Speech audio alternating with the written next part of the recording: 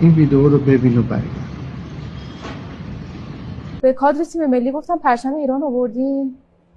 یه نگاهی بهم کردن و گفتن نه هستش، حالا تو فرودگاه میخریم. من تا حالا فرودگاه امام خمینی رو نرفته بودم، ندیده بودم، فکر کردم اونجا هست. رفتیم اونجا دیدم خب یک کدوم پرچم فروشی کجاست، خندیدن به ما. تهش فهمیدیم که اینا چون فکر میکردن من مقامی نمیرم اصلا پرچمم نیاورده بودن. رفتم مرحله آخر پلیس گذرنامه، رفتم پیش پلیس گذرنامه گفتم که آقا ما تیم ملیم و من مدال طلا میارم، نه پرچم نیاوردن، یه پرچم به من میدی من کارت ملی من میذارم پیشتون. برگشتم دم یه کارت ملیمو بگیرم پرچمتون رو بدم. خندیدن و شوخی و یه دونه از این پرچم رو میزیاشون کوچولوها رو به من گفتم بیا بابا بگیر، ولی اگه مدال نیاوردی ما نمیذاریم وارد ایران شی. ای شوخی و اینا. گفتم میارم. رفتیم مدال طلا اون پرچم کوچیک رو آوردم بالا.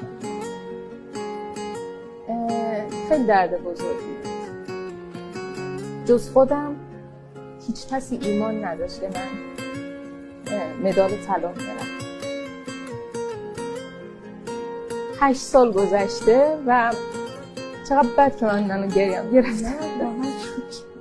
8 سال گذشته و هر بار که یادش میفتم اینکه جز خودم در کشور ایران هیچ کسی باور نداشت به موفقیتم، قلبم به درد میاد. حتی اون تیمی که داشت منو پرورش میداد برای این مسابقاتم باور نداشت.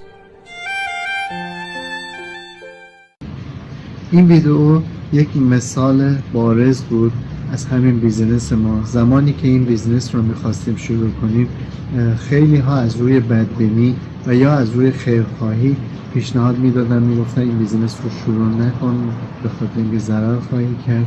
ولی ما به خودمون ایمان داشتیم، به سیستم ایمان داشتیم، به تکنولوژی که پشت این سیستم بود ایمان داشتیم و به کمپانی که این ساپورت رو انجام میداد، بیزنس رو ساپورت میکرد ایمان داشتیم و این کار رو شروع کردیم و این بیزنس رو به ثمر رسوندیم و به درآمدهای بالای آنلاین رسیدیم.